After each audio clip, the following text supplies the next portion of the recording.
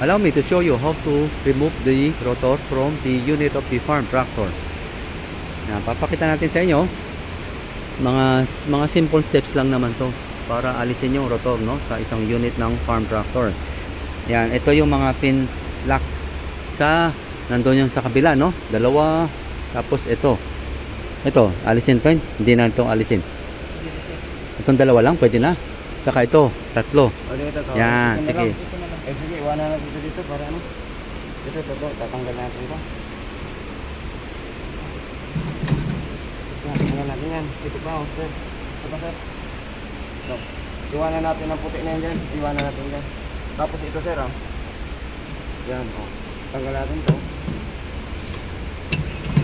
Nagdalan yan. Ibaba mo na yan, pe. Tapos yung cross joint. Okay, maiwanan dyan ang cross joint. Tanggal na, sir. Tanggal na. Tutulak natin. Tanggal na. Okay, ganyan lang ka simple, no? Tanggal na. Pwede na ikabit yung mga ibang implements pag meron kayong mga disc plow, disc harrows, no? Yan.